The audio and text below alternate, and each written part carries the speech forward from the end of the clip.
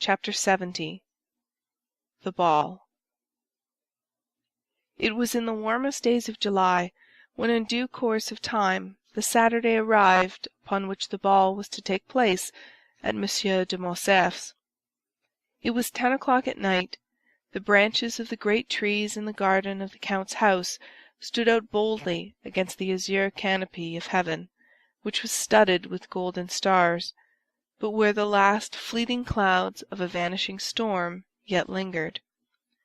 From the apartments on the ground floor might be heard the sound of music, with the whirl of the waltz and galop, while brilliant streams of light shone through the openings of the Venetian blinds. At this moment the garden was only occupied by about 10 servants, who had just received orders from their mistress to prepare the supper, the serenity of the weather continuing to increase. Until now it had been undecided whether the supper should take place in the dining-room or under a long tent erected on the lawn, but the beautiful blue sky, studded with stars, had settled the question in favor of the lawn. The gardens were illuminated with colored lanterns, according to the Italian custom, and as is usual in countries where the luxuries of the table, the rarest of all luxuries in their complete form, are well understood, the supper-table was loaded with wax lights and flowers.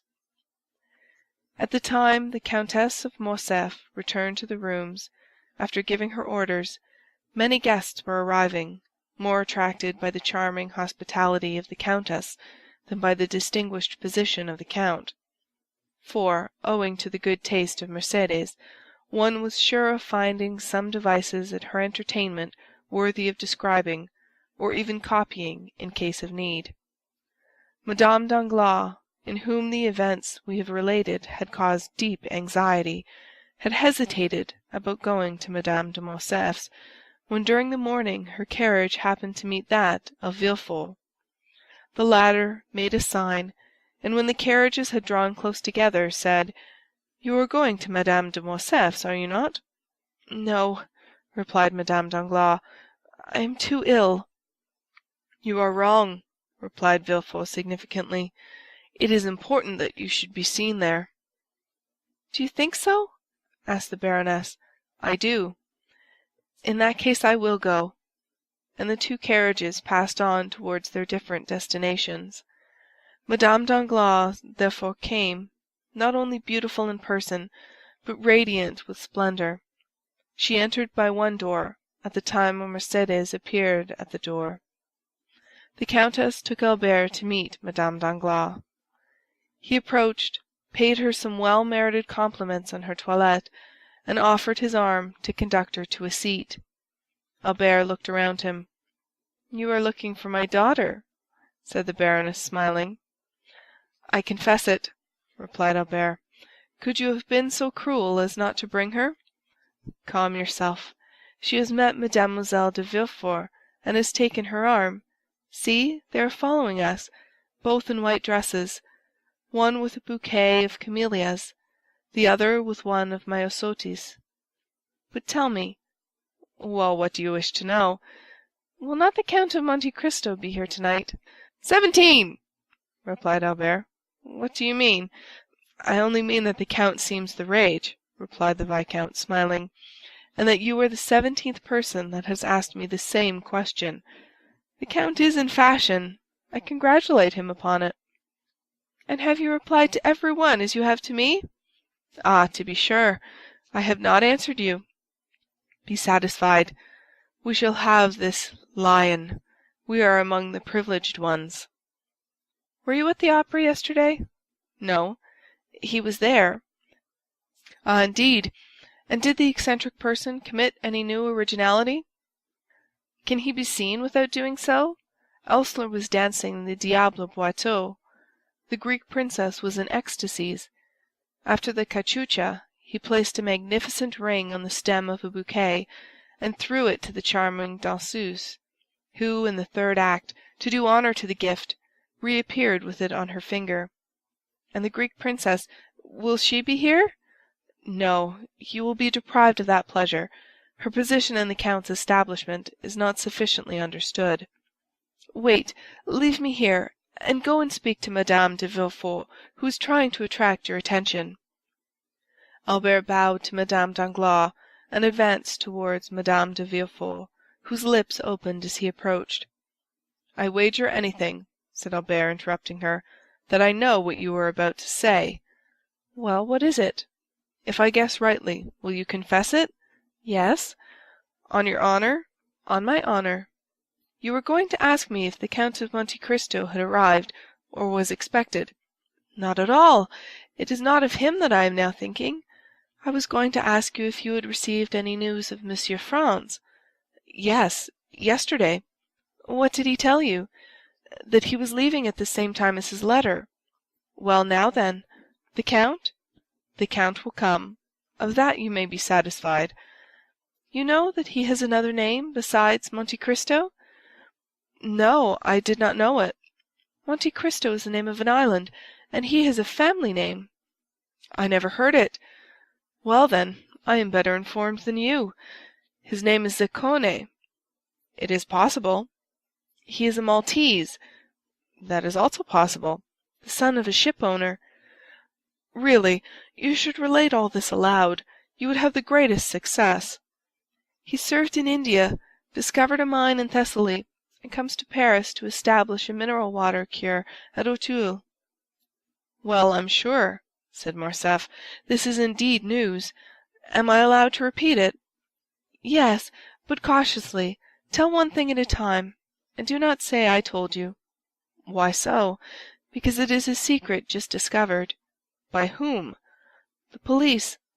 "Then the news originated—" "At the Prefect's last night. Paris, you can understand, is astonished at the sight of such unusual splendor, and the police have made inquiries." "Well, well, nothing more is wanting than to arrest the Count as a vagabond, on the pretext of his being too rich." "Indeed, that doubtless would have happened if his credentials had not been so favorable." "Poor Count! And is he aware of the danger he has been in?" "I think not." "Then it will be but charitable to inform him. When he arrives I will not fail to do so." Just then a handsome young man, with bright eyes, black hair, and glossy moustache, respectfully bowed to Madame de Villefort. Albert extended his hand. "Madame," said Albert, "allow me to present to you Monsieur Maximilien Morel, captain of Spahis, one of our best, and above all, of our bravest officers."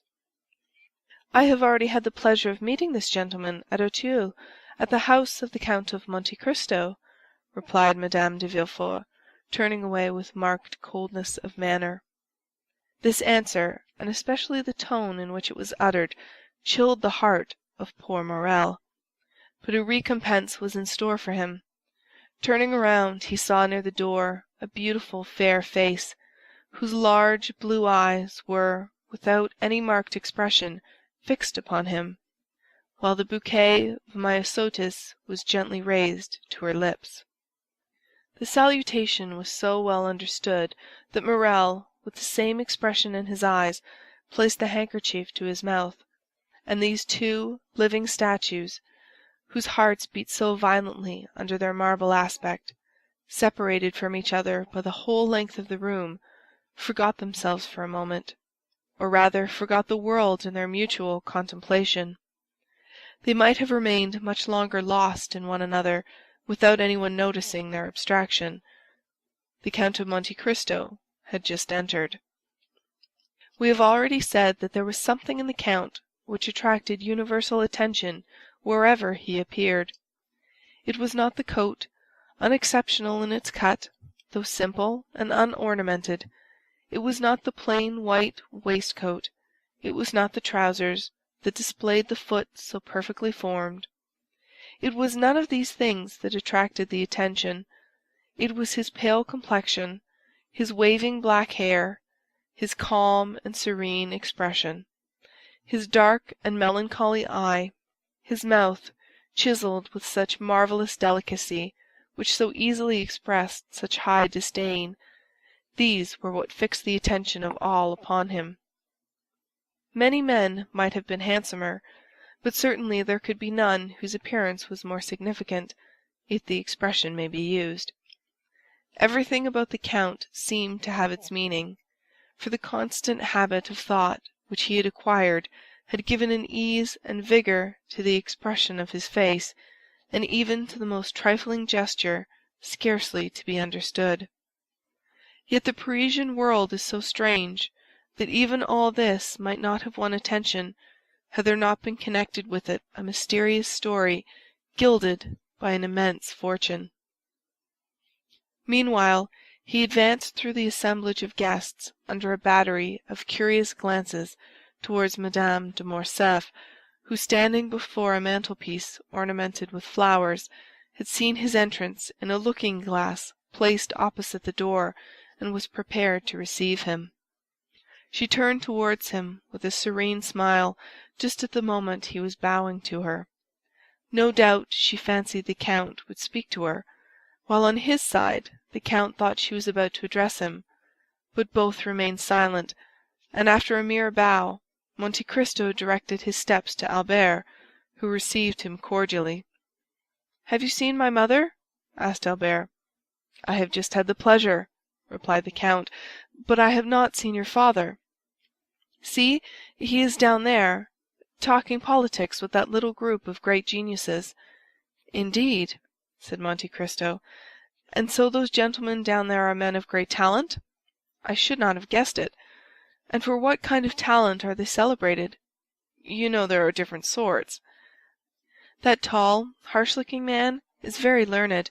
He discovered in the neighborhood of Rome a kind of lizard with a vertebra more than lizards usually have, and he immediately laid his discovery before the Institute. The thing was discussed for a long time, but finally decided in his favor. I can assure you that the vertebra made a great noise in the learned world, and the gentleman, who was only a knight of the Legion of Honor, was made an officer." "Come," said Monte Cristo, "this cross seems to me to be wisely awarded. I suppose, had he found another additional vertebra, they would have made him a commander?" "Very likely," said Albert. "And who can that person be who has taken it into his head to wrap himself up in a blue coat embroidered with green?" "Oh, that coat is not his own idea. It is the Republic's, which deputed David to devise a uniform for the academicians." "Indeed," said Monte Cristo. "So this gentleman is an academician?" "Within the last week he has been made one of the learned assembly." "And what is his especial talent?" "His talent? I believe he thrusts pins through the head of rabbits. He makes fowls eat madder, and punches the spinal marrow out of dogs with whalebone." "And he is made a member of the Academy of Sciences for this?" "No, of the French Academy. But what has the French Academy to do with all this?" "I was going to tell you. It seems—" "That his experiments have very considerably advanced the cause of science, doubtless." "No, that his style of writing is very good." "This must be very flattering to the feelings of the rabbits into whose heads he has thrust pins, to the fowls whose bones he has dyed red, and to the dogs whose spinal marrow he has punched out." Albert laughed. "And the other one?" demanded the Count.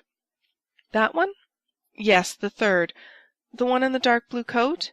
"Yes."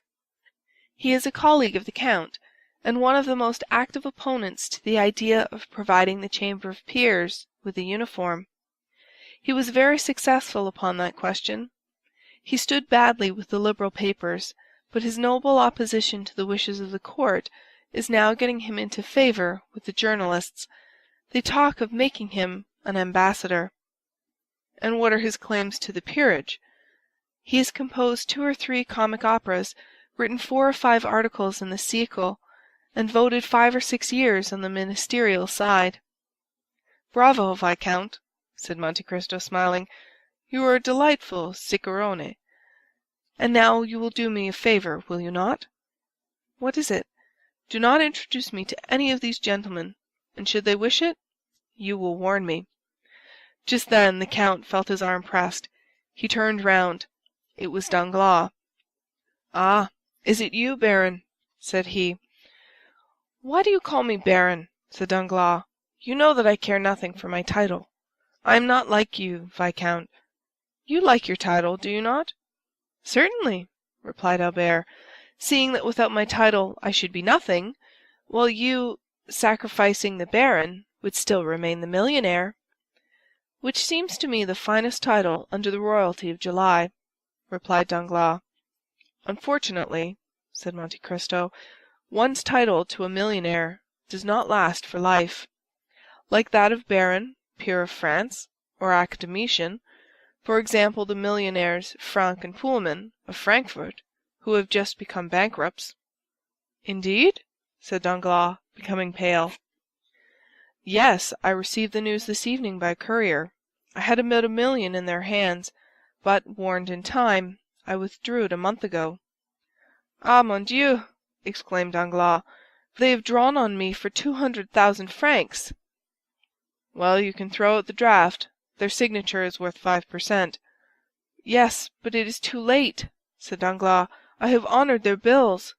"Then," said Monte Cristo, "here are 200,000 francs gone after." "Hush! Do not mention these things," said Danglars. Then, approaching Monte Cristo, he added, "especially before young Monsieur Cavalcanti." After which he smiled, and turned towards the young man in question. Albert had left the count to speak to his mother, Danglars to converse with young Cavalcanti. Monte Cristo was for an instant alone. Meanwhile, the heat became excessive. Footmen were hastening through the rooms with waiters loaded with ices. Monte Cristo wiped the perspiration from his forehead, but drew back when the waiter was presented to him. He took no refreshment. Madame de Morcerf did not lose sight of Monte Cristo. She saw that he took nothing, and even noticed his gesture of refusal. "Albert," she asked, "did you notice that?" "What, mother?" "That the count has never been willing to partake of food under the roof of Monsieur de Morcerf." "Yes, but then he breakfasted with me. Indeed, he made his first appearance in the world on that occasion." "But your house is not Monsieur de Morcerf's," murmured Mercédès, "and since he has been here I have watched him." "Well?" "Well, he has taken nothing yet. The count is very temperate." Mercédès smiled sadly. "Approach him," said she, "and when the next waiter passes, insist upon his taking something." "But why, mother?" "Just to please me, Albert," said Mercédès. Albert kissed his mother's hand and drew near the count. Another salver passed, loaded like the preceding ones. She saw Albert attempt to persuade the count, but he obstinately refused. Albert rejoined his mother. She was very pale. "Well," said she, "you see he refuses." "Yes, but why need this annoy you?" "You know, Albert, women are singular creatures. I should like to have seen the count take something in my house, if only an ice. Perhaps he cannot reconcile himself to the French style of living, and might prefer something else." "Oh, no, I have seen him eat of everything in Italy. No doubt he does not feel inclined this evening." "And besides," said the countess, "accustomed as he is to burning climates, possibly he does not feel the heat as we do." "I do not think that, for he has complained of feeling almost suffocated, and asked why the Venetian blinds were not opened, as well as the windows." "In a word," said Mercédès, "it was a way of assuring me that his abstinence was intended." And she left the room. A minute afterwards the blinds were thrown open, and through the jessamine and clematis that overhung the window one could see the garden ornamented with lanterns, and the supper laid under the tent. Dancers, players, talkers, all uttered an exclamation of joy. Everyone inhaled with delight the breeze that floated in.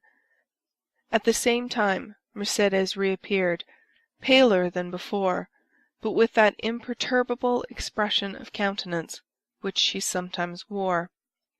She went straight to the group of which her husband formed the center. "Do not detain those gentlemen here, Count," she said. "They would prefer, I should think, to breathe in the garden rather than suffocate here, since they are not playing." "Ah," said a gallant old general, who in 1809 had sung Partant pour la Syrie. "We will not go alone to the garden." "Then," said Mercedes, "I will lead the way." Turning towards Monte Cristo, she added, "Count, will you oblige me with your arm?" The Count almost staggered at these simple words. Then he fixed his eyes on Mercedes. It was only a momentary glance, but it seemed to the Countess to have lasted for a century. So much was expressed in that one look. He offered his arm to the Countess. She took it, or rather just touched it with her little hand, and they together descended the steps, lined with rhododendrons and camellias. Behind them, by another outlet, a group of about 20 persons rushed into the garden with loud exclamations of delight. End of chapter 70.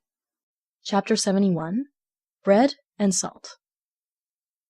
Madame de Morcerf entered an archway of trees with her companion. It led through a grove of lindens to a conservatory. "It was too warm in the room, was it not, Count?" she asked. "Yes, madame, and it was an excellent idea of yours to open the doors and the blinds."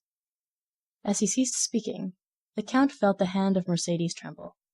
"But you," he said, "with that light dress and without anything to cover you but that gauze scarf, perhaps you feel cold?" "Do you know where I am leading you?" said the Countess, without replying to the question. "No, madame," replied Monte Cristo, "but you see I make no resistance." "We are going to the greenhouse that you see at the other end of the grove."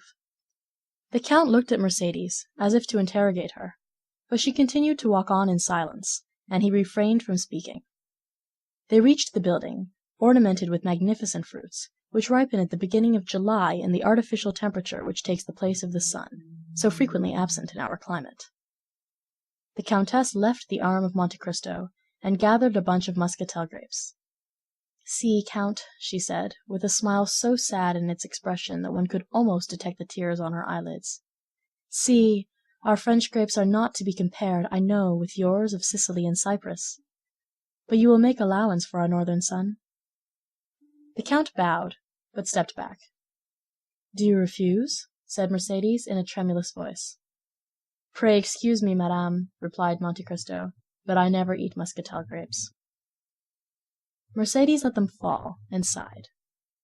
A magnificent peach was hanging against an adjoining wall, ripened by the same artificial heat. Mercedes drew near and plucked the fruit. "Take this peach, then," she said. The Count again refused. "What, again?" she exclaimed, in so plaintive an accent that it seemed to stifle a sob. "Really, you pain me." A long silence followed. The peach, like the grapes, fell to the ground. "Count," added Mercedes with a supplicating glance, "there is a beautiful Arabian custom which makes eternal friends of those who have together eaten bread and salt under the same roof." "I know it, madame," replied the Count, "but we are in France and not in Arabia, and in France eternal friendships are as rare as the custom of dividing bread and salt with one another." "But," said the Countess breathlessly, with her eyes fixed on Monte Cristo, whose arm she convulsively pressed with both hands, "we are friends, are we not?" The Count became pale as death, the blood rushed to his heart, and then again, rising, dyed his cheeks with crimson. His eyes swam like those of a man suddenly dazzled. "Certainly we are friends," he replied. "Why should we not be?" The answer was so little like the one Mercedes desired that she turned away to give vent to a sigh, which sounded more like a groan. "Thank you," she said. And they walked on again. They went the whole length of the garden without uttering a word. "Sir," suddenly exclaimed the Countess, after their walk had continued 10 minutes in silence, "is it true that you have seen so much, traveled so far, and suffered so deeply?" "I have suffered deeply, madame," answered Monte Cristo. "But now you are happy?" "Doubtless," replied the Count, "since no one hears me complain." "And your present happiness, has it softened your heart?" "My present happiness equals my past misery," said the Count. "Are you not married?" asked the Countess. "I married!" exclaimed Monte Cristo, shuddering. "Who could have told you so?" No one told me you were, but you have frequently been seen at the opera with a young and lovely woman. She is a slave, whom I bought at Constantinople, madame, the daughter of a prince. I have adopted her as my daughter, having no one else to love in the world. You live alone, then? I do. You have no sister, no son, no father? I have no one. How can you exist thus without any one to attach you to life? It is not my fault, madame. At Malta I loved a young girl, was on the point of marrying her, when war came and carried me away. I thought she loved me well enough to wait for me, and even to remain faithful to my memory. When I returned, she was married. This is the history of most men who have passed 20 years of age. Perhaps my heart was weaker than the hearts of most men, and I suffered more than they would have done in my place. That is all. The Countess stopped for a moment, as if gasping for breath. Yes, she said, and you have still preserved this love in your heart. One can only love once. And did you ever see her again? Never. Never? I never returned to the country where she lived. To Malta? Yes, Malta. She is, then, now at Malta? I think so. And have you forgiven her for all she has made you suffer? Her, yes. But only her. Do you then still hate those who separated you? I hate them? Not at all. Why should I? The Countess placed herself before Monte Cristo, still holding in her hand a portion of the perfumed grapes. Take some, she said. Madame, I never eat muscatel grapes, replied Monte Cristo, as if the subject had not been mentioned before. The Countess dashed the grapes into the nearest thicket, with a gesture of despair. Inflexible man, she murmured. Monte Cristo remained as unmoved as if the reproach had not been addressed to him. Albert at this moment ran in. "Oh, mother!" he exclaimed. "Such a misfortune has happened!" "What? What has happened?" asked the Countess, as though awakening from a sleep to the realities of life. "Did you say a misfortune? Indeed, I should expect misfortunes." "Monsieur de Villefort is here." "Well?" "He comes to fetch his wife and daughter." "Why so?" "Because Madame de Saint-Méran is just arrived in Paris, bringing the news of Monsieur de Saint-Méran's death, which took place on the first stage after he left Marseille. Madame de Villefort, who is in very good spirits, would neither believe nor think of the misfortune, but Mademoiselle Valentine, at the first words, guessed the whole truth, notwithstanding all the precautions of her father. The blow struck her like a thunderbolt, and she fell senseless." "And how was Monsieur de Saint-Méran related to Mademoiselle de Villefort?" said the Count. "He was her grandfather on the mother's side. He was coming here to hasten her marriage with Franz."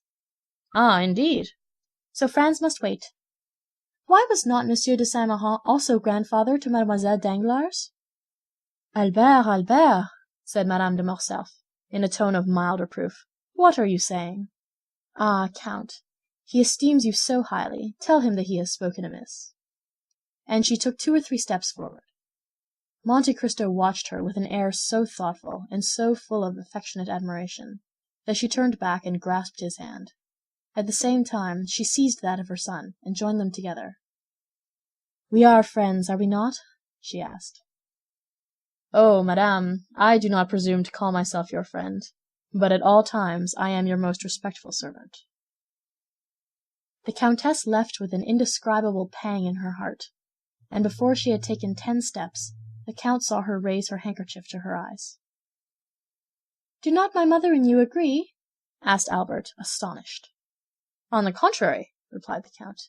"Did you not hear her declare that we were friends?" They re-entered the drawing-room, which Valentine and Madame de Villefort had just quitted. It is perhaps needless to add that Morrel departed almost at the same time. End of chapter 71. Chapter 72. Madame de Saint-Méran. A gloomy scene had indeed just passed at the house of Monsieur de Villefort.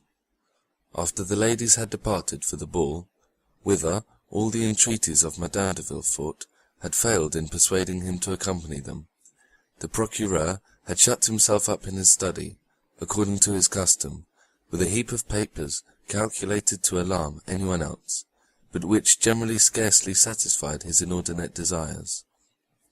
but this time the papers were a mere matter of form. Villefort had secluded himself, not to study, but to reflect, and with the door locked and orders given that he should not be disturbed excepting for important business, he sat down in his armchair and began to ponder over the events, the remembrance of which had, during the last 8 days, filled his mind with so many gloomy thoughts and bitter recollections. Then, instead of plunging into the mass of documents piled before him, he opened the drawer of his desk, touched a spring, and drew out a parcel of cherished memoranda, amongst which he had carefully arranged, in characters only known to himself, the names of all those who, either in his political career, in money matters, at the bar, or in his mysterious love affairs, had become his enemies. Their number was formidable, now that he had begun to fear, and yet these names, powerful though they were, had often caused him to smile with the same kind of satisfaction experienced by a traveller who, from the summit of a mountain, beholds at his feet the craggy eminences, the almost impassable paths, and the fearful chasms, through which he has so perilously climbed. When he had run over all these names in his memory, again read and studied them, commenting meanwhile upon his lists, he shook his head. "No," he murmured, "none of my enemies would have waited so patiently and laboriously for so long a space of time, that they might now come and crush me with this secret. Sometimes, as Hamlet says, foul deeds will rise, though all the earth overwhelm them to men's eyes. But, like a phosphoric light, they rise but to mislead. The story has been told by the Corsican to some priest, who, in his turn, has repeated it. Monsieur de Monte Cristo may have heard it, and, to enlighten himself— "But why should he wish to enlighten himself upon the subject?" asked Villefort, after a moment's reflection. "What interest can this Monsieur de Monte Cristo, or Monsieur Zaccone, son of a shipowner of Malta, discoverer of a mine in Thessaly, now visiting Paris for the first time, what interest, I say, can he take in discovering a gloomy, mysterious, and useless fact like this? However, among all the incoherent details given to me by the Abbé Bussini and by Lord Wilmore, by that friend and that enemy, one thing appears certain and clear in my opinion, that in no period, in no case, in no circumstance, could there have been any contact between him and me." But Villefort uttered words which even he himself did not believe. He dreaded not so much the revelation, for he could reply to or deny its truth.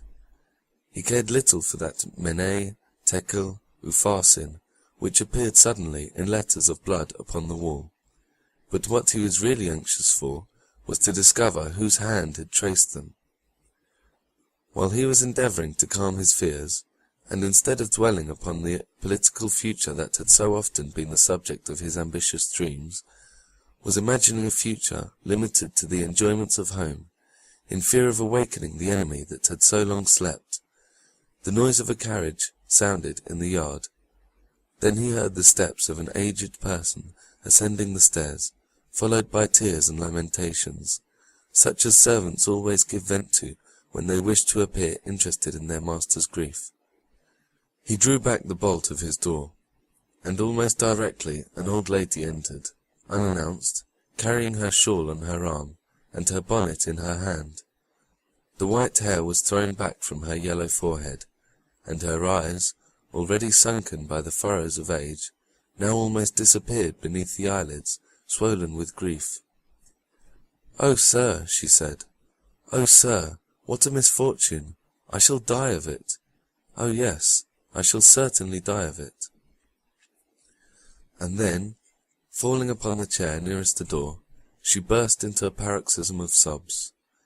The servants, standing in the doorway, not daring to approach nearer, were looking at Noirtier's old servant, who had heard the noise from his master's room, and run there also, remaining behind the others. Villefort rose, and ran towards his mother-in-law, for it was she. "Why, what can have happened?" he exclaimed. "What has thus disturbed you? Is Monsieur de Saint-Méran with you?"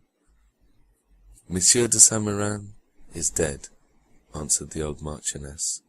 Without preface and without expression, she appeared to be stupefied. Villefort drew back, and clasping his hands together, exclaimed, "Dead? So suddenly?" "A week ago," continued Madame de Saint-Méran, "we went out together in the carriage after dinner. Monsieur de Saint-Méran had been unwell for some days. Still, the idea of seeing our dear Valentine again inspired him with courage, and notwithstanding his illness, he would leave. At 6 leagues from Marseilles, after having eaten some of the lozenges he is accustomed to take, he fell into such a deep sleep that it appeared to me unnatural. Still, I hesitated to wake him, although I fancied that his face was flushed, and that the veins of his temples throbbed more violently than usual. However, as it became dark, and I could no longer see, I fell asleep. I was soon aroused by a piercing shriek, as from a person suffering in his dreams, and he suddenly threw his head back violently. I called the valet, I stopped the postilion, I spoke to Monsieur de Saint-Méran, I applied my smelling salts, but all was over, and I arrived at Aix by the side of a corpse." Villefort stood with his mouth half open, quite stupefied. "Of course, you sent for a doctor?" "Immediately, but, as I have told you, it was too late." "Yes, but then he could tell of what complaint the poor Marquise had died." "Oh, yes, sir, he told me. It appears to have been an apoplectic stroke." "And what did you do then?" Monsieur de Saint-Méran had always expressed a desire, in case his death happened during his absence from Paris, that his body might be brought to the family vault. I had him put into a lead coffin, and I am preceding him by a few days." "Oh, my poor mother," said Villefort, "to have such duties to perform at your age, after such a blow." "God has supported me through all. And then, my dear Marquise, he would certainly have done everything for me that I performed for him. It is true that since I left him, I seem to have lost my senses. I cannot cry. At my age, they say that we have no more tears. Still, I think that when one is in trouble, one should have the power of weeping. Where is Valentine, sir? It is on her account I am here. I wish to see Valentine." Villefort thought it would be terrible to reply that Valentine was at a ball, so he only said that she had gone out with her stepmother, and that she should be fetched. "This instant, sir, this instant, I beseech you," said the old lady. Villefort placed the arm of Madame de Saint-Méran within his own, and conducted her to his apartment. "Rest yourself, mother," he said. The Marchioness raised her head at this word, and beholding the man who so forcibly reminded her of her deeply regretted child, who still lived for her in Valentine, she felt touched at the name of her mother, and, bursting into tears, she fell on her knees before an armchair, where she buried her venerable head. Villefort left her to the care of the women, while old Barbour ran, half scared, to his master. For nothing frightens old people so much as when death relaxes its vigilance over them for a moment, in order to strike some other old person. Then, while Madame de Saint-Méran remained on her knees, praying fervently, Villefort sent for a cab, and went himself to fetch his wife and daughter from Madame de Morcerf's. He was so pale, when he appeared at the door of the ballroom, that Valentine ran to him, saying, "Oh, father, some misfortune has happened." "Your grandmamma has just arrived, Valentine," said Monsieur de Villefort. "And grandpapa?" inquired the young girl, trembling with apprehension. Monsieur de Villefort only replied by offering his arm to his daughter. It was just in time, for Valentine's head swam, and she staggered. Madame de Villefort instantly hastened to her assistance, and aided her husband in dragging her to the carriage, saying, "What a singular event! Who could have thought it? Ah, yes, it is indeed strange." And the wretched family departed, leaving a cloud of sadness hanging over the rest of the evening. At the foot of the stairs, Valentine found Barbour awaiting her. "Monsieur Noirtier wishes to see you tonight," he said, in an undertone. "Tell him I will come when I leave my dear grandmamma," she replied, feeling, with true delicacy, that the person to whom she could be of the most service just then was Madame de Saint-Méran. Valentine found her grandmother in bed. Silent caresses, heart-wrung sobs, broken sighs, burning tears, were all that passed in this sad interview, while Madame de Villefort, leaning on her husband's arm, maintained all outward forms of respect, at least towards the poor widow. She soon whispered to her husband, "I think it would be better for me to retire, with your permission, for the sight of me appears still to afflict your mother-in-law." Madame de Saint-Méran heard her. "Yes, yes," she said softly to Valentine. "Let her leave. But do you stay." Madame de Villefort left, and Valentine remained alone beside the bed, for the procureur, overcome with astonishment at the unexpected death, had followed his wife. Meanwhile, Barbour had returned for the first time to old Noirtier, who, having heard the noise in the house, had, as we have said, sent his old servant to inquire the cause. On his return, his quick, intelligent eye interrogated the messenger. "Alas, sir," exclaimed Barbour, "a great misfortune has happened. Madame de Saint-Méran has arrived, and her husband is dead." Madame de Saint-Méran and Noirtier had never been on strict terms of friendship. Still, the death of one old man always considerably affects another.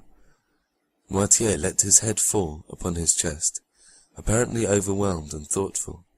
Then he closed one eye, in token of inquiry. "Mademoiselle Valentine?" Noirtier nodded his head. "She is at the ball, as you know, since she came to say good-bye to you in full dress." Noirtier again closed his left eye. "Do you wish to see her?" Noirtier again made an affirmative sign. "Well, they have gone to fetch her, no doubt, from Madame de Morcerf's. I will await her return, and beg her to come up here.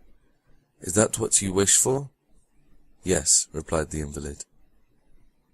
Barbour, therefore, as we have seen, watched for Valentine, and informed her of her grandfather's wish.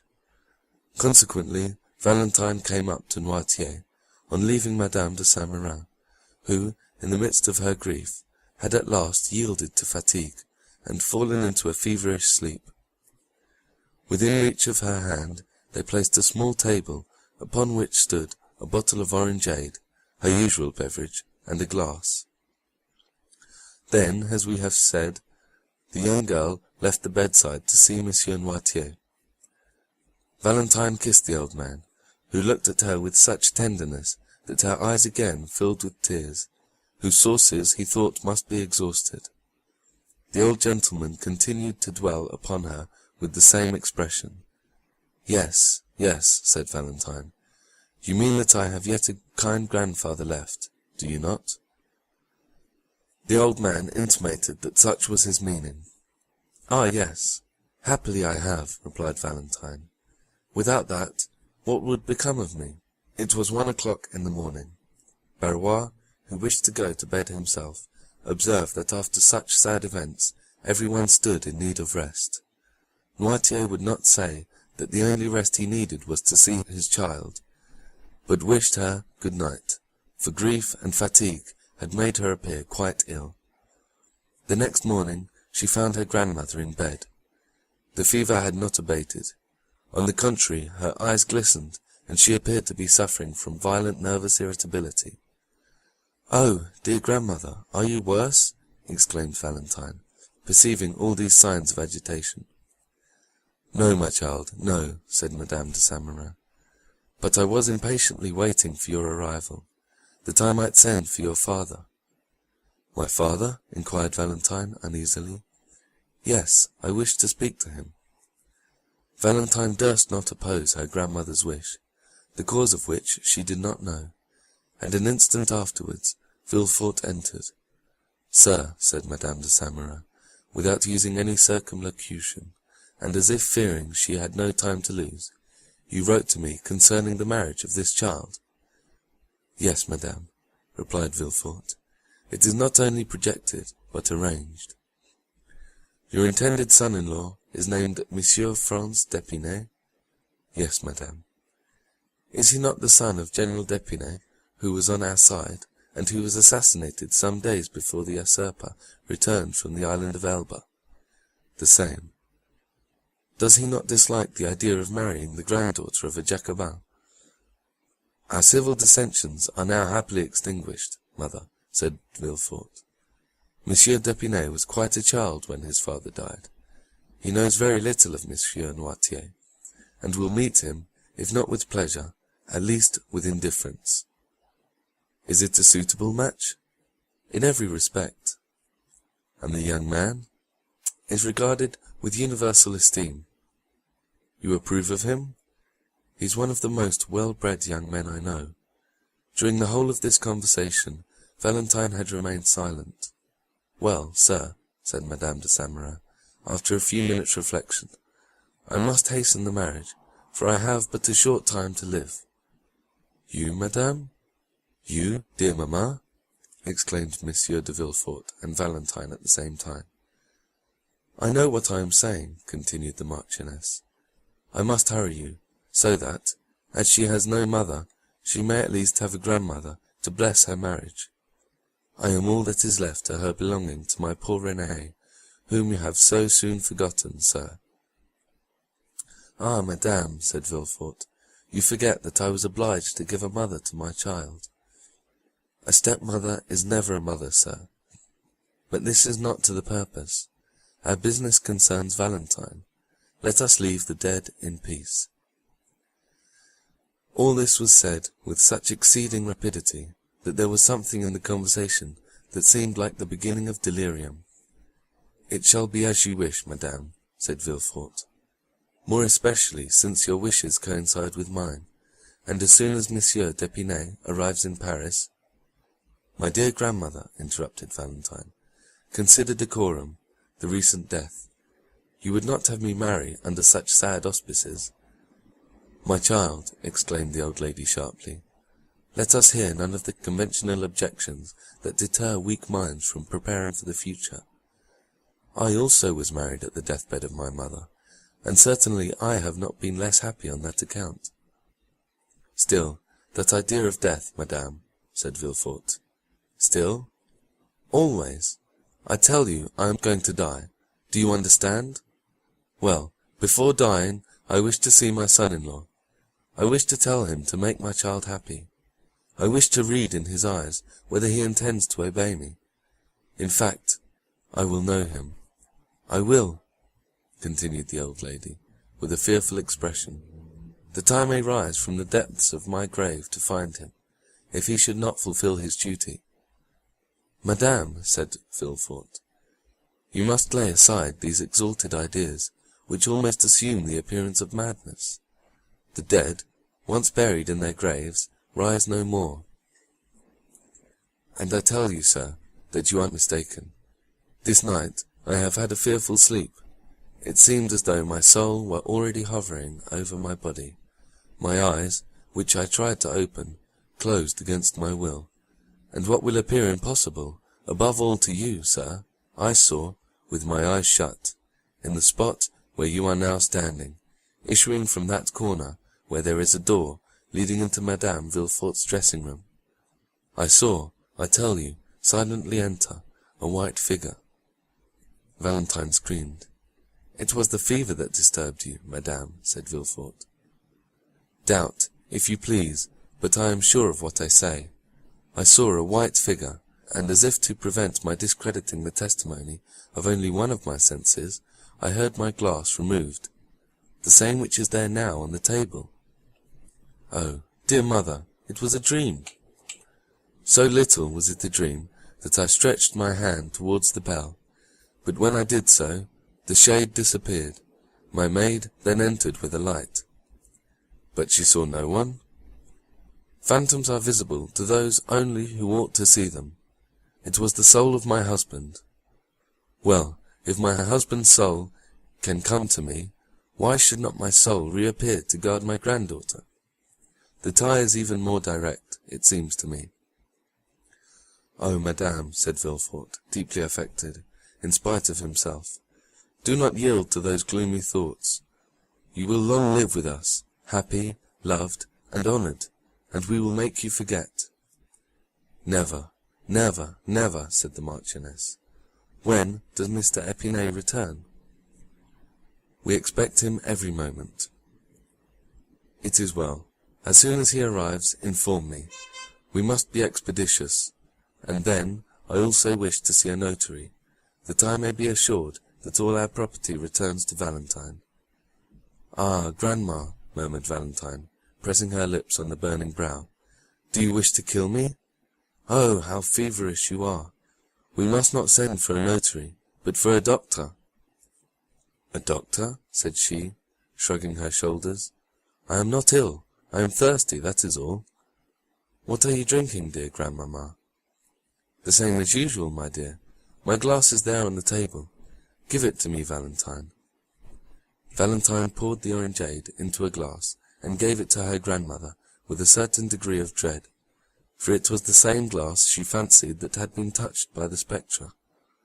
The Marchioness drained the glass at a single draught, and then turned on her pillow, repeating, "The notary! The notary!" Monsieur de Villefort left the room, and Valentine seated herself at the bedside of her grandmother. The poor child appeared herself to require the doctor she had recommended to her aged relative. A bright spot burned in either cheek. Her respiration was short and difficult, and her pulse beat with feverish excitement. She was thinking of the despair of Maximilian, when he should be informed that Madame de Saint-Méran, instead of being an ally, was unconsciously acting as his enemy.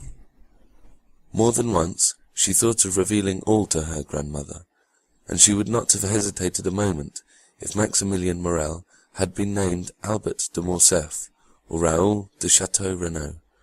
But Morel was of plebeian extraction, and Valentine knew how the haughty Marquise de Saint-Méran despised all who were not noble. Her secret had each time been repressed, when she was about to reveal it, by the sad conviction that it would be useless to do so, for, were it once discovered by her father and mother, all would be lost. 2 hours passed thus. Madame de Saint-Méran was in a feverish sleep, and the notary had arrived.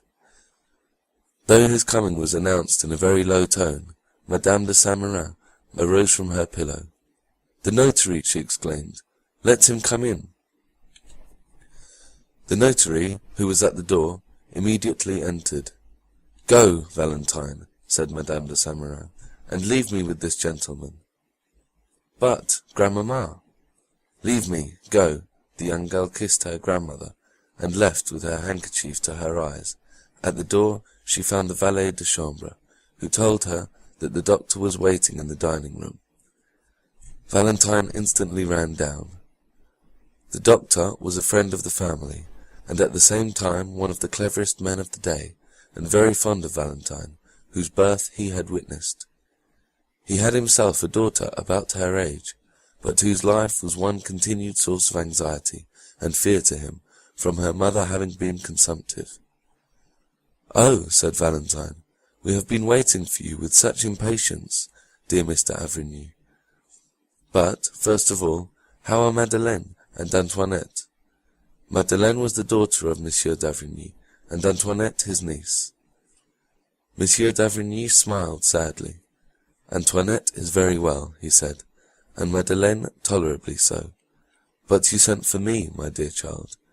It is not your father or Madame de Villefort who is ill. As for you, although we doctors cannot divest our patients of nerves, I fancy you have no further need of me than to recommend you not to allow your imagination to take too wide a field."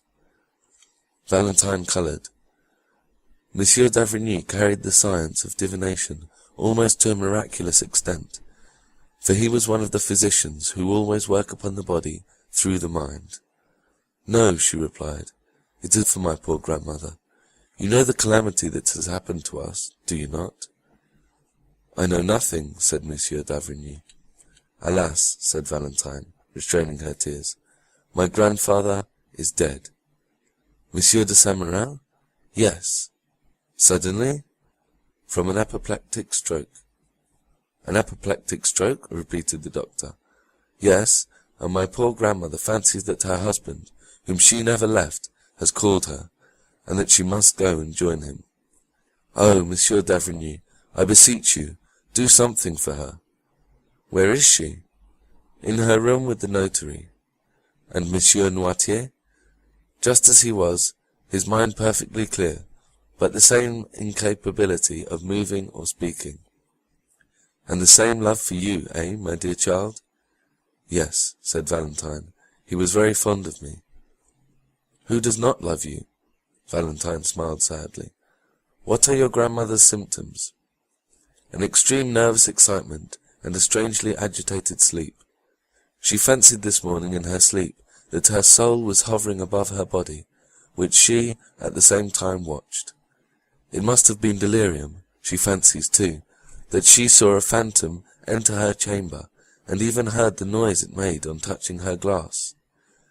It is singular, said the doctor. I was not aware that Madame de Saint-Méran was subject to such hallucinations. It is the first time I ever saw her in this condition, said Valentine, and this morning she frightened me so that I thought her mad. And my father, who you know is a strong-minded man, himself appeared deeply impressed. We will go and see, said the doctor. What you tell me seems very strange. The notary here descended, and Valentine was informed that her grandmother was alone. Go upstairs, she said to the doctor. And you? Oh, I dare not. She forbade my sending for you, and, as you say, I am myself agitated, feverish, and out of sorts. I will go and take a turn in the garden to recover myself. The doctor pressed Valentine's hand, and while he visited her grandmother, she descended the steps. We need not say which portion of the garden was her favourite walk.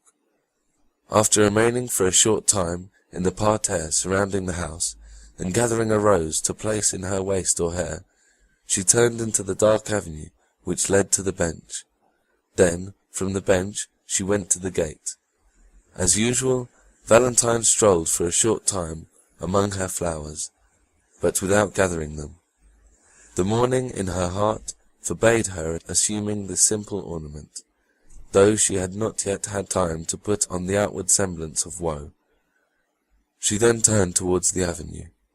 As she advanced, she fancied she heard a voice speaking her name. She stopped astonished. Then the voice reached her ear more distinctly, and she recognized it to be that of Maximilian. End of chapter 72. Chapter 73, Part 1. The Promise. It was indeed Maximilian Morrel who had passed a wretched existence since the previous day. With the instinct peculiar to lovers, he had anticipated after the return of Madame de Saint-Méran and the death of the Marquis that something would occur at Monsieur de Villefort's in connection with his attachment for Valentine. His presentiments were realized, as we shall see, and his uneasy forebodings had goaded him pale and trembling to the gate under the chestnut trees. Valentine was ignorant of the cause of this sorrow and anxiety, and as it was not his accustomed hour for visiting her, she had gone to the spot simply by accident, or perhaps through sympathy. Morrel called her, and she ran to the gate. "You are here at this hour?" said she. "Yes, my poor girl," replied Morrel. "I come to bring and to hear bad tidings." "This is indeed a house of mourning," said Valentine. "Speak, Maximilian, although the cup of sorrow seems already full." "Dear Valentine," said Morrel, endeavouring to conceal his own emotion, "listen, I entreat you. What I am about to say is very serious. When are you to be married?" "I will tell you all," said Valentine. "From you I have nothing to conceal. This morning the subject was introduced, and my dear grandmother, on whom I depended as my only support, not only declared herself favourable to it, but is so anxious for it that they only await the arrival of Monsieur d'Épinay. And the following day the contract will be signed." A deep sigh escaped the young man, who gazed long and mournfully at her he loved. "Alas!" replied he, "it is dreadful thus to hear my condemnation from your own lips. The sentence is passed, and in a few hours will be executed. It must be so, and I will not endeavour to prevent it. But since you say nothing remains but for Monsieur d'Épinay to arrive that the contract may be signed, and the following day you will be his, tomorrow you will be engaged to Monsieur d'Épinay, for he came this morning to Paris." Valentine uttered a cry. "I was at the house of Monte Cristo an hour since," said Morel. "We were speaking, he of the sorrow your family had experienced, and I of your grief, when a carriage rolled into the courtyard.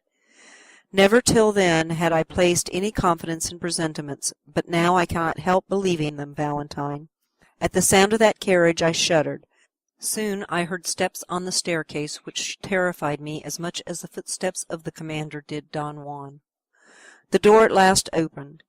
Albert de Morcerf entered, and I began to hope my fears were vain, when after him another young man advanced, and the Count exclaimed, "Ah, here is the Baron Franz d'Épinay." I summoned all my strength and courage to my support. Perhaps I turned pale and trembled, but certainly I smiled, and 5 minutes after I left, without having heard one word that had passed. "Poor Maximilian," murmured Valentine.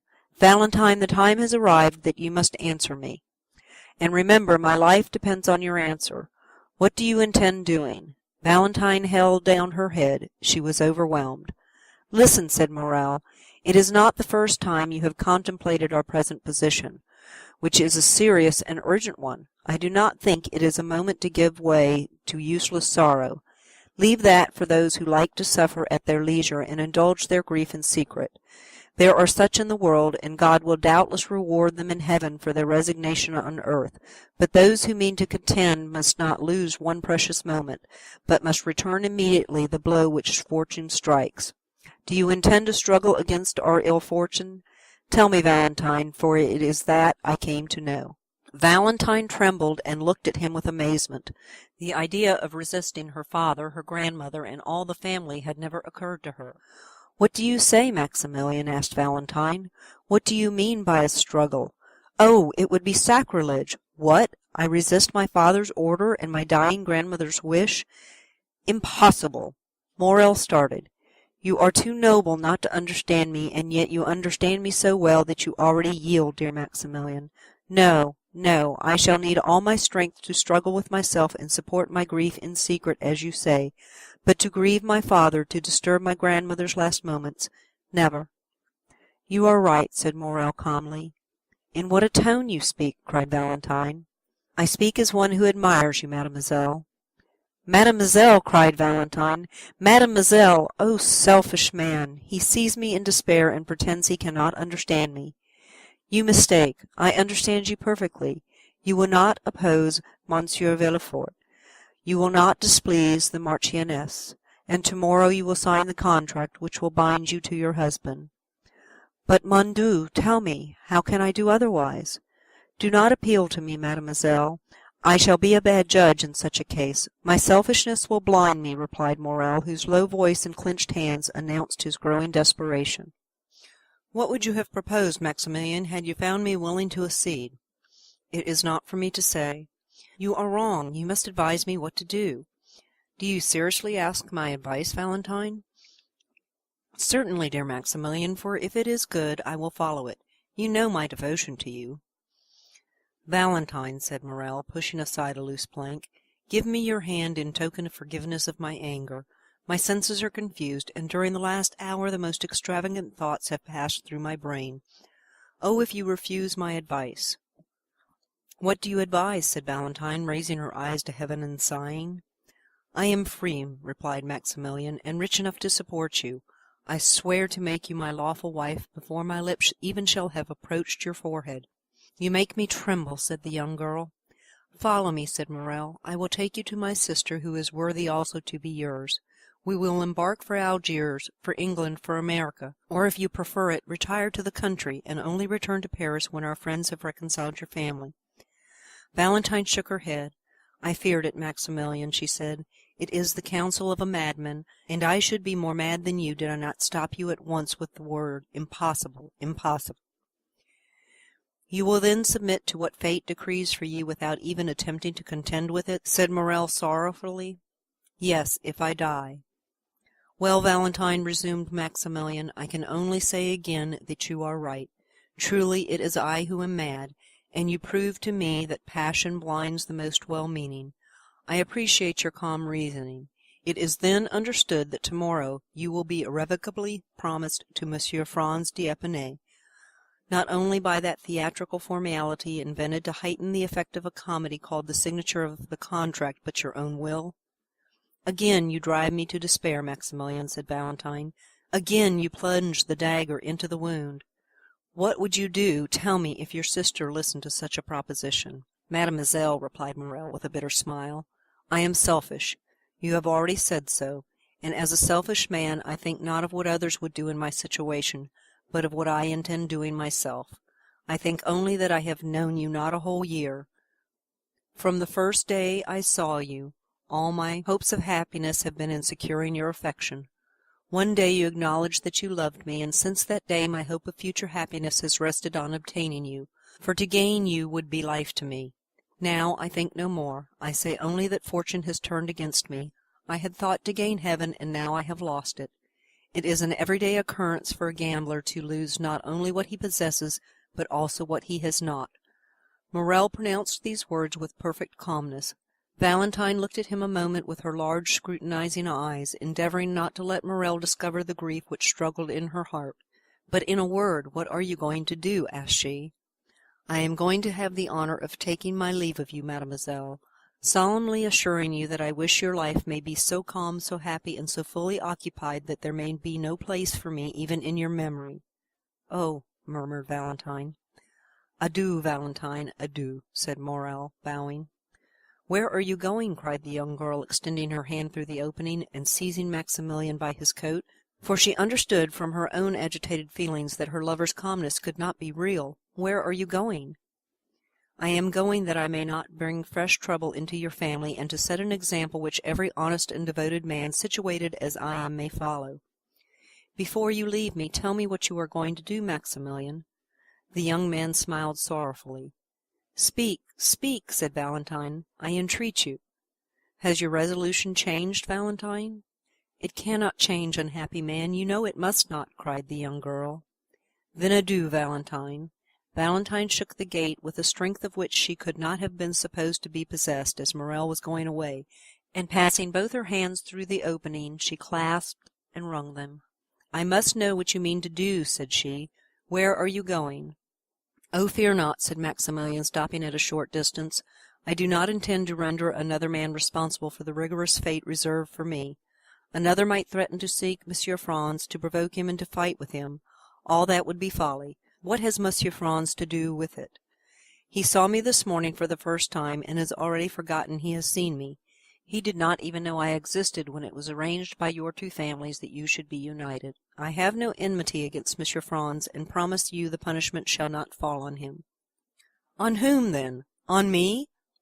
"On you? Valentine! Oh, heaven forbid! Woman is sacred. The woman one loves is holy."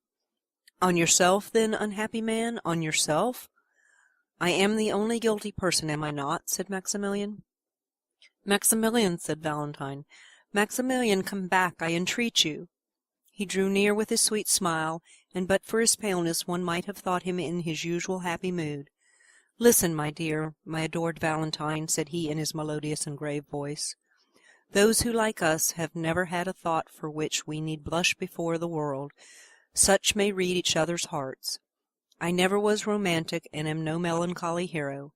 I imitate neither Manfred nor Anthony, but without words, protestations, or vows, my life has entwined itself with yours. You leave me, and you are right in doing so.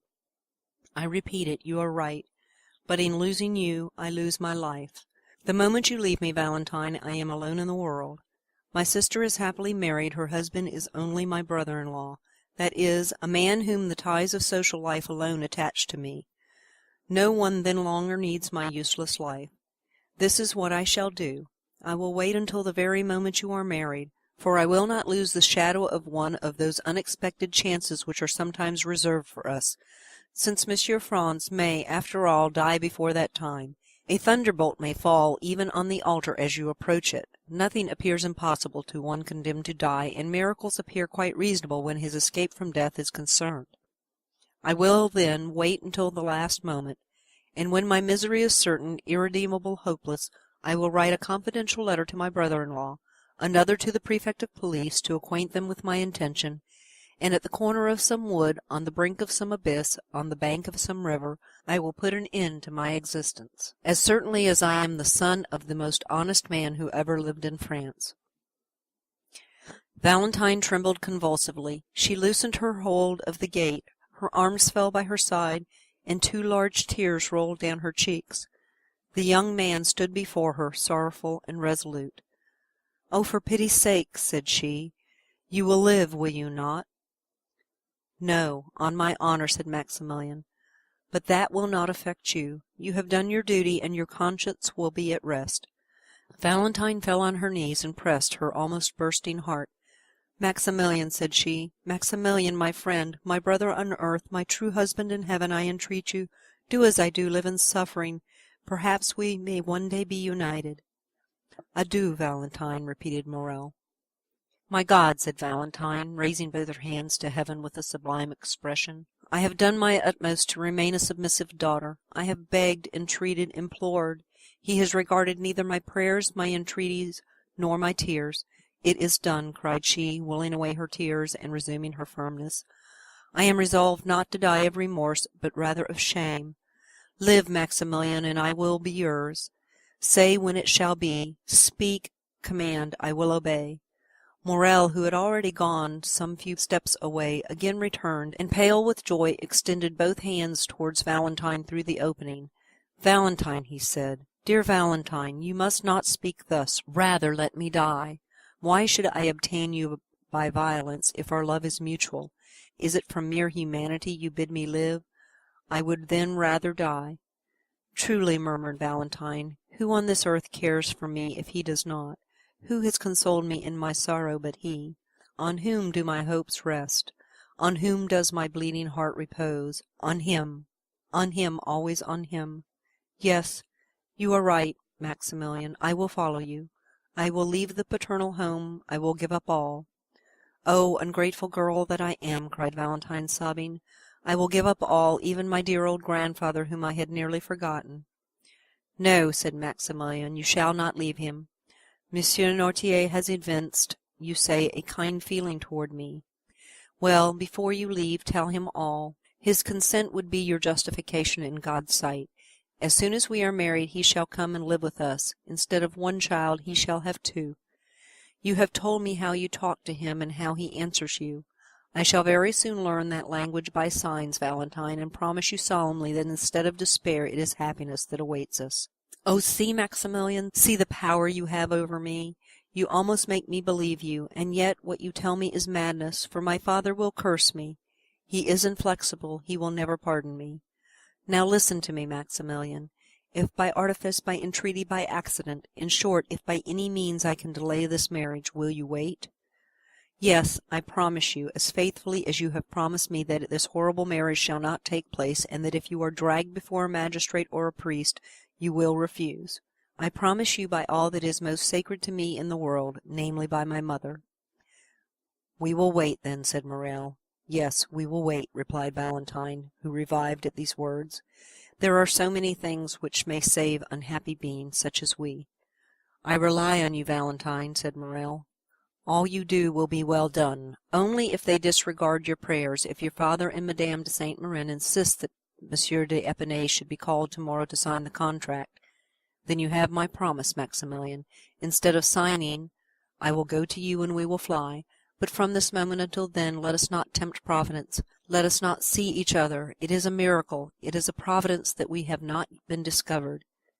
If we were surprised, if it were known that we met thus, we should have no further resource. You are right, Valentine, but how shall I ascertain? From the notary, Monsieur Deschamps. I know him, and for myself I will write to you, depend on me. I dread this marriage, Maximilian, as much as you. Thank you, my adored Valentine, thank you, that is enough. When once I know the hour, I will hasten to this spot. You can easily get over this fence with my assistance. A carriage will await us at the gate, in which you will accompany me to my sister's. There living, retired, or mingling in society, as you wish, we shall be enabled to use our power to resist oppression, and not suffer ourselves to be put to death like sheep, which only defend themselves by sighs. Yes, said Valentine, I will now acknowledge you are right, Maximilian, and now are you satisfied with your betrothal? Said the young girl sorrowfully. My adored Valentine, words cannot express one half of my satisfaction. Valentine had approached, or rather had placed her lips so near the fence that they nearly touched those of Morel, which were pressed against the other side of the cold and inexorable barrier. Adieu, then, till we meet again, said Valentine, tearing herself away. I shall hear from you? Yes. Thanks, thanks, dear love, adieu. The sound of a kiss was heard, and Valentine fled through the avenue. Morel listened to catch the last sound of her dress brushing the branches and of her footsteps on the gravel, then raised his eyes with an ineffable smile of thankfulness to heaven for being permitted to be thus loved, and then also disappeared. The young man returned home, and waited all the evening and all the next day without getting any message. It was only on the following day, at about 10 o'clock in the morning, as he was starting to call on Monsieur Deschamps, the notary, that he received from the postman a small billet, which he knew to be from Valentine, although he had not before seen her writing. It was to this effect: Tears, entreaties, prayers have availed me nothing. Yesterday for 2 hours I was at the church of Saint Philippe de Roule, and for 2 hours I prayed most fervently. Heaven is as inflexible as man, and the signature of the contract is fixed for this evening at 9 o'clock. I have but one promise, and but one heart to give. That promise is pledged to you, that heart is also yours. This evening, then, at 8:45 at the gate. Your betrothed, Valentine de Villefort. P.S. My poor grandmother gets worse and worse. Yesterday her fever amounted to delirium. To-day her delirium is almost madness. You will be very kind to me, will you not, Morel, to make me forget my sorrow in leaving her thus? I think it is kept a secret from Grandpapa Noirtier that this contract is to be signed this evening. Morel went also to the notary, who confirmed the news that the contract was to be signed that evening. Then he went to call on Monte Cristo, and heard still more. Franz had been to announce the ceremony, and Madame de Villefort had also written to beg the Count to excuse her not inviting him. The death of Monsieur de Saint-Méran and the dangerous illness of his widow would cast a gloom over the meeting which she would regret should be shared by the Count, whom she wished every happiness. The day before, Franz had been presented to Madame de Saint-Méran, who had left her bed to receive him, but had been obliged to return to it immediately after. It is easy to suppose that Morel's agitation would not escape the Count's penetrating eye. Monte Cristo was more affectionate than ever. Indeed, his manner was so kind that several times Morel was on the point of telling him all, but he recalled the promise he had made to Valentine, and kept his secret. The young man read Valentine's letter 20 times in the course of the day. It was her first, and on what an occasion! Each time he read it he renewed his vow to make her happy. How great is the power of a woman who has made so courageous a resolution! What devotion does she deserve from him for whom she has sacrificed everything! How ought she really to be supremely loved! She becomes at once a queen and a wife, and it is impossible to thank and love her sufficiently. Morel longed intensely for the moment when he should hear Valentine say, "Here I am, Maximilian, come and help me." He had arranged everything for her escape. 2 ladders were hidden in the clover field. A cabriolet was ordered for Maximilian alone, without a servant, without lights. At the turning of the first street they would light the lamps, as it would be foolish to attract the notice of the police by too many precautions. Occasionally he shuddered. He thought of the moment when, from the top of that wall, he should protect the descent of his dear Valentine, pressing in his arms for the first time her of whom he had yet only kissed the delicate hand. When the afternoon arrived, and he felt that the hour was drawing near, he wished for solitude. His agitation was extreme. A simple question from a friend would have irritated him. He shut himself in his room and tried to read, But his eye glanced over the page without understanding a word, and he threw away the book, and for the second time sat down to sketch his plan, the ladders and the fence. At length the hour drew near. Never did a man deeply in love allow the clocks to go on peacefully. Morel tormented his so effectually that they struck 8 at 6:30. Then he said, "It is time to start." The signature was indeed fixed to take place at 9 o'clock, but perhaps Valentine will not wait for that. Consequently, Morel, having left the Rue Millet at 8:30 by his timepiece, entered the clover field while the clock of St. Philippe du Roule was striking 8. The horse and cabriolet were concealed behind a small ruin where Morel had often waited. The night gradually drew on, and the foliage in the garden assumed a deeper hue. Then Morel came out from his hiding-place with a beating heart and looked through the small opening in the gate. There was yet no one to be seen. The clock struck 8:30, and still another half-hour was passed in waiting, while Morel walked to and fro and gazed more and more frequently through the opening. The garden became darker still, but in the darkness he looked in vain for the white dress, and in the silence he vainly listened for the sound of footsteps. The house, which was discernible through the trees, remained in darkness, and gave no indication that so important an event as the signature of a marriage contract was going on. Morel looked at his watch, which wanted 9:15, but soon the same clock he had already heard strike 2 or 3 times rectified the error by striking 9:30. This was already half an hour past the time Valentine had fixed. It was a terrible moment for the young man. The slightest rustling of the foliage, the least whistling of the wind, attracted his attention, and drew the perspiration to his brow. Then he tremblingly fixed his ladder, and, not to lose a moment, placed his foot on the first step. Amidst all these alternations of hope and fear, the clock struck 10. "It is impossible," said Maximilian, "that the signing of a contract should occupy so long a time without unexpected interruptions. I have weighed all the chances, calculated the time required for all the forms. Something must have happened." And then he walked rapidly to and fro, and pressed his burning forehead against the fence. Had Valentine fainted, or had she been discovered and stopped in her flight? These were the only obstacles which appeared possible to the young man. The idea that her strength had failed her in attempting to escape, and that she had fainted in one of the paths, was the one that most impressed itself upon his mind. "In that case," said he, "I should lose her, and by my own fault." He dwelt on this idea for a moment, then it appeared reality. He even thought he could perceive something on the ground at a distance. He ventured to call, and it seemed to him that the wind wafted back an almost inarticulate sigh. At last the half-hour struck. It was impossible to wait longer. His temples throbbed violently. His eyes were growing dim. He passed one leg over the wall, and in a moment leaped down on the other side. He was on Villefort's premises, had arrived there by scaling the wall. What might be the consequences? However, he had not ventured thus far to draw back. He followed a short distance close under the wall, then crossed a path he had entered a clump of trees. In a moment he had passed through them, and he could see the house distinctly. Then Morel saw that he had been right in believing that the house was not illuminated. Instead of lights at every window, as is customary on days of ceremony, he saw only a grey mass, which was veiled also by a cloud, which at that moment obscured the moon's feeble light. A light moved rapidly from time to time past 3 windows of the second floor. These 3 windows were in Madame de Saint-Méran's room. Another remained motionless behind some red curtains which were in Madame de Villefort's bedroom. Morel guessed all this. So many times, in order to follow Valentine in thought at every hour in the day, had he made her describe the whole house, that without having seen it, he knew it all. This darkness and silence alarmed Morel still more than Valentine's absence had done. Almost mad with grief, and determined to venture everything in order to see Valentine once more, and be certain of the misfortune he feared, Morel gained the edge of the clump of trees, and was going to pass as quickly as possible through the flower garden, when the sound of a voice, still at some distance, but which was borne upon the wind, reached him. At this sound, as he was already partially exposed to view, he stepped back and concealed himself completely, remaining perfectly motionless. He had formed his resolution. If it was Valentine alone, he would speak as she passed.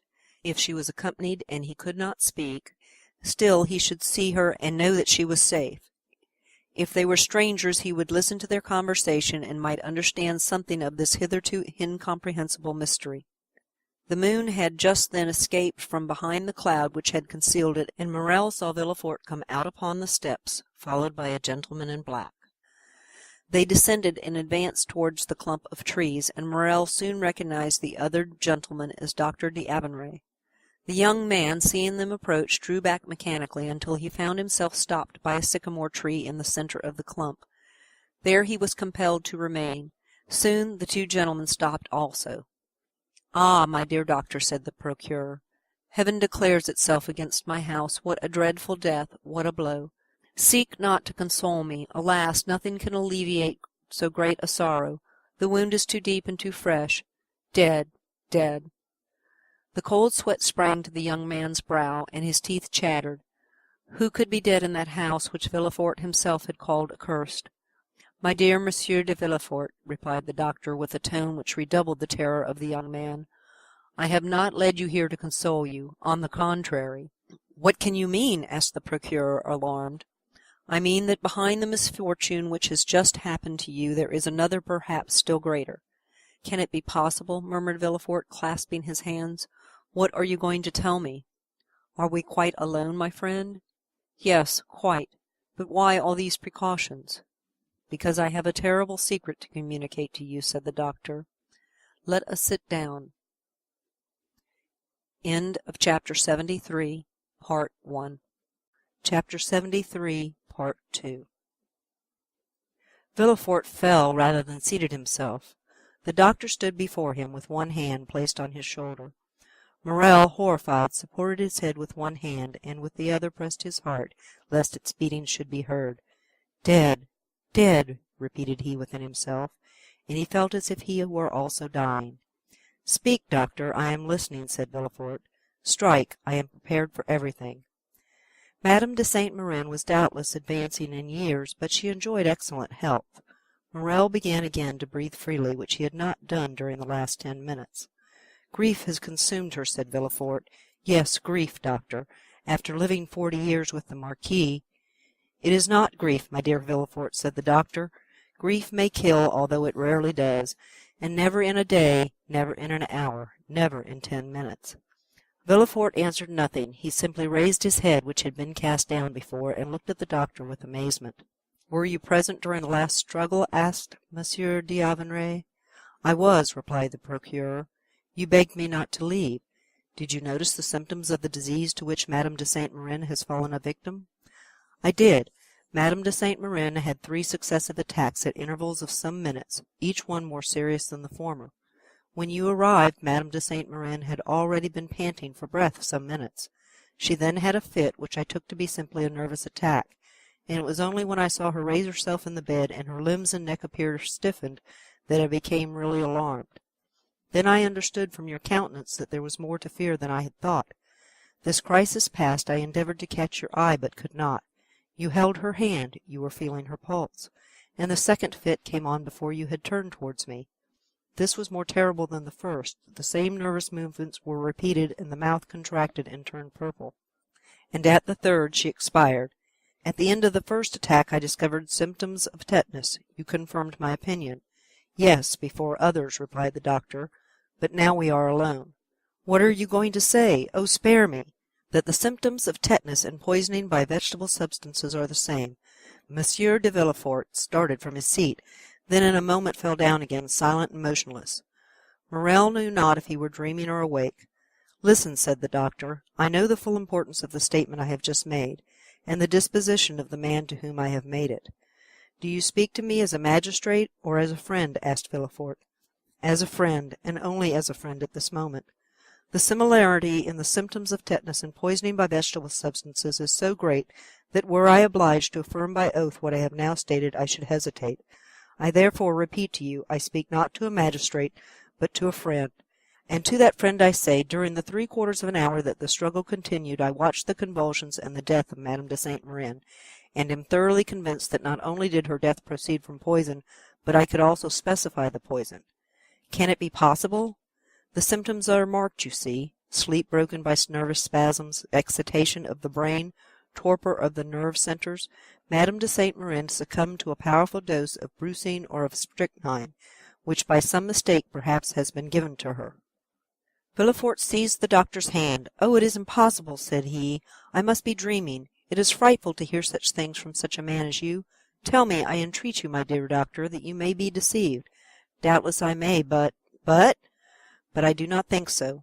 Have pity on me, doctor, for so many dreadful things have happened to me lately that I am on the verge of madness. Has anyone besides me seen Madame de Saint-Méran? No. Has anything been sent for from a chemist that I have not examined? Nothing. Had Madame de Saint-Méran any enemies? Not to my knowledge. Would her death affect anyone's interest? It could not, indeed. My daughter is her only heiress, Valentine alone. Oh, if such a thought could present itself, I would stab myself to punish my heart for having one instant harboured it." "Indeed, my dear friend," said Monsieur d'Auvergne, "I would not accuse anyone. I speak only of an accident, you understand, of a mistake. But whether accident or mistake, the fact is there. It is on my conscience and compels me to speak aloud to you. Make inquiry. Of whom? How? Of what? May not Barbour, the old servant, have made a mistake, and have given Madame de Saint-Méran a dose prepared for his master?" "For my father? Yes. But how could a dose prepared for Monsieur Noirtier poison Madame de Saint-Méran?" "Nothing is more simple. You know poisons become remedies in certain diseases, of which paralysis is one. For instance, having tried every other remedy to restore movement and speech to Monsieur Noirtier, I resolved to try one last means, and for 3 months I have been giving him brucine, so that in the last dose I ordered for him there were 6 grains. This quantity, which is perfectly safe to administer to the paralyzed frame of Monsieur Noirtier, which has become gradually accustomed to it, would be sufficient to kill another person. My dear doctor, there is no communication between Monsieur Noirtier's apartment and that of Madame de Saint-Méran, and Barbour never entered my mother-in-law's room. In short, doctor, although I know you to be the most conscientious man in the world, and although I place the utmost reliance in you, I want, notwithstanding my conviction, to believe this axiom, verare humanum est. Is there one of my brethren in whom you have equal confidence with myself? Why do you ask me that? What do you wish? Send for him. I will tell him what I have seen, and we will consult together and examine the body. And you will find traces of poison? No, I did not say of poison, but we can prove what was the state of the body. We shall discover the cause of her sudden death, and we shall say, 'Dear Villefort, if this thing has been caused by negligence, watch over your servants. If from hatred, watch your enemies.' What do you propose to me, d'Auvergne?" said Villefort in despair. "So soon as another is admitted into our secret, an inquest will become necessary, and an inquest in my house impossible. Still," continued the procureur, looking at the doctor with uneasiness, "if you wish it, if you demand it, why then it shall be done. But, doctor, you see me already so grieved. How can I introduce into my house so much scandal after so much sorrow? My wife and my daughter would die of it. And I, doctor, you know a man does not arrive at the post I occupy. One has not been king's attorney for 25 years without having amassed a tolerable number of enemies. Mine are numerous. Let this affair be talked of, it will be a triumph for them which will make them rejoice and cover me with shame. Pardon me, doctor, these worldly ideas. Were you a priest, I should not dare tell you that, but you are a man, and you know mankind. Doctor, pray recall your words. You have said nothing, have you?" "My dear Monsieur de Villefort," replied the doctor, "my first duty is to humanity. I would have saved Madame de Saint-Méran if science could have done it, but she is dead, and my duty regards the living. Let us bury this terrible secret in the deepest recesses of our hearts. I am willing, if anyone should suspect this, that my silence on the subject should be imputed to my ignorance.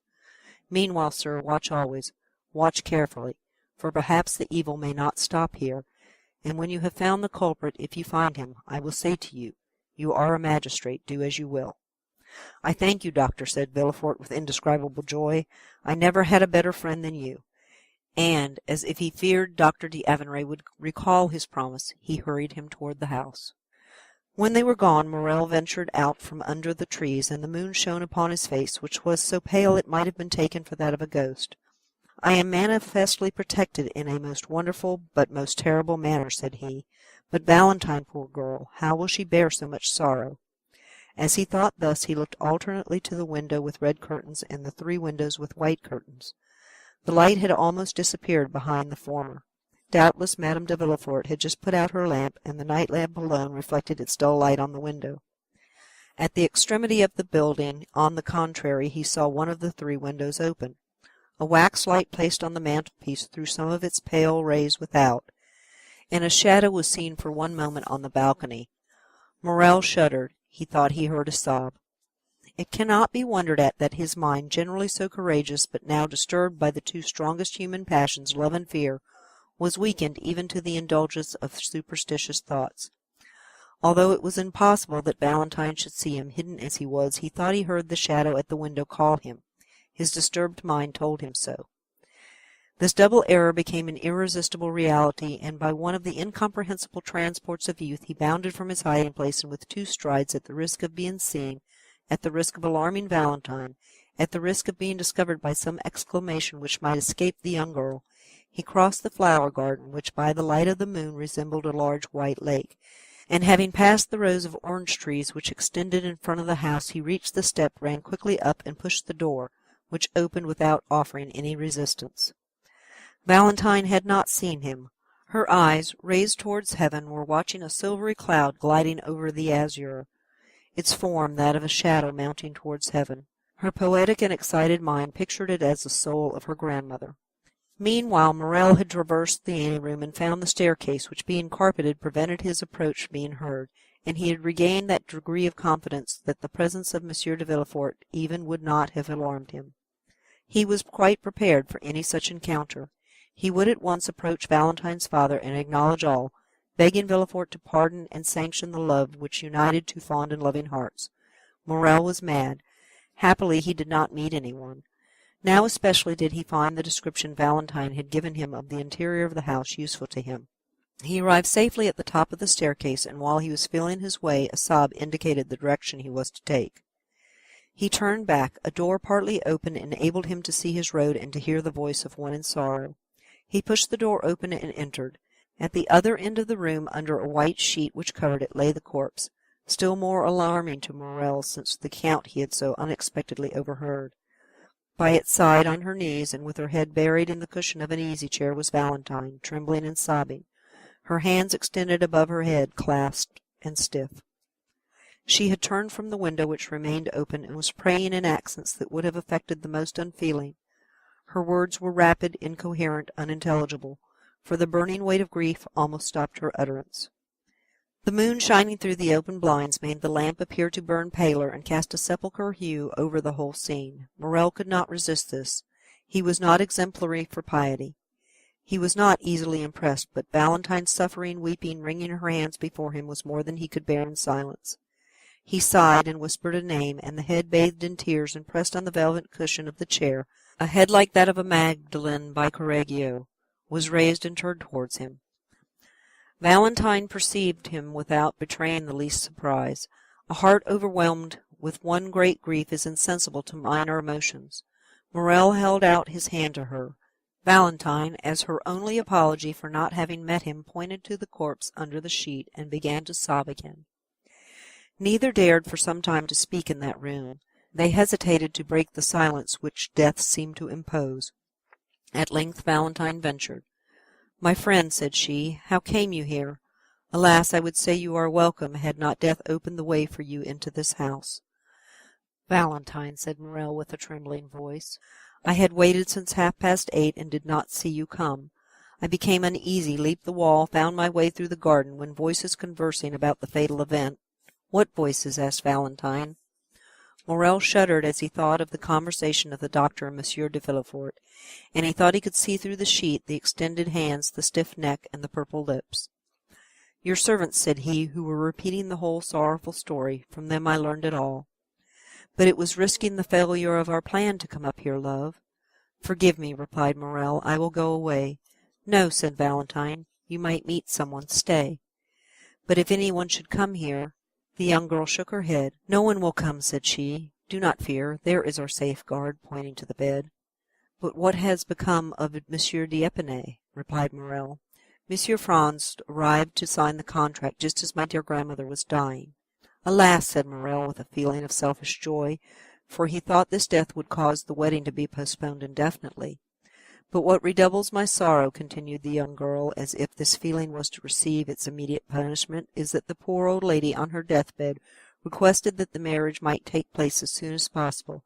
She also, thinking to protect me, was acting against me." "Hark!" said Morel. They both listened. Steps were distinctly heard in the corridor and on the stairs. "It is my father, who has just left his study, to accompany the doctor to the door," added Morel. "How do you know it is the doctor?" asked Valentine, astonished. "I imagined it must be," said Morel. Valentine looked at the young man. They heard the street door close, then Monsieur de Villefort locked the garden door and returned upstairs. He stopped a moment in the anteroom, as if hesitating whether to turn to his own apartment or into Madame de Saint Méran's. Morel concealed himself behind a door. Valentine remained motionless, grief seeming to deprive her of all fear. Monsieur de Villefort passed on to his own room. "Now," said Valentine, "you can neither go out by the front door nor by the garden." Morel looked at her with astonishment. "There is but one way left you that is safe," said she. "It is through my grandfather's room." She rose. "Come," she added. "Where?" asked Maximilian. "To my grandfather's room." "I, in Monsieur Noirtier's apartment?" "Yes." "Can you mean it, Valentine?" "I have long wished it. He is my only remaining friend, and we both need his help. Come." "Be careful, Valentine," said Morel, hesitating to comply with the young girl's wishes. "I now see my error. I acted like a madman in coming in here. Are you sure you are more reasonable?" "Yes," said Valentine, "and I have but one scruple, that of leaving my dear grandmother's remains, which I had undertaken to watch." "Valentine," said Morel, "death is in itself sacred." "Yes," said Valentine, "besides, it will not be for long." She then crossed the corridor and led the way down a narrow staircase to Monsieur Noirtier's room. Morel followed her on tiptoe. At the door they found the old servant. "Barrois," said Valentine, "shut the door, and let no one come in." She passed first. Noirtier, seated in his chair and listening to every sound, was watching the door. He saw Valentine, and his eye brightened. There was something grave and solemn in the approach of the young girl which struck the old man, and immediately his bright eye began to interrogate. "Dear grandfather," she said hurriedly, "you know poor grandmamma died an hour since, and now I have no friend in the world but you." His expressive eyes evinced the greatest tenderness.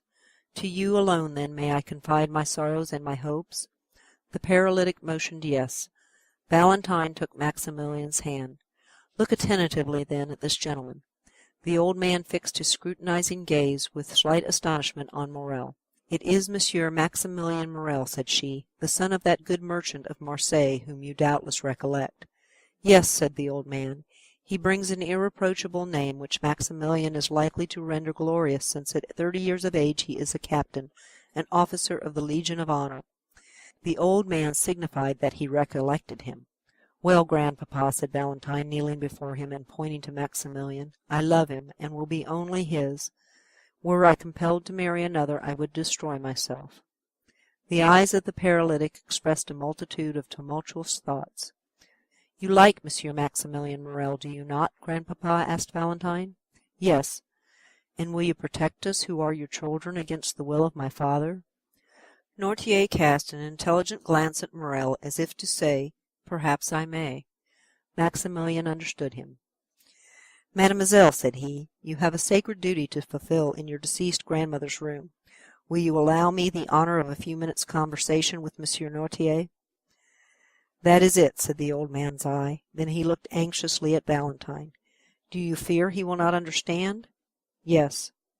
"Oh, we have spoken so often of you that he knows exactly how I talk to you."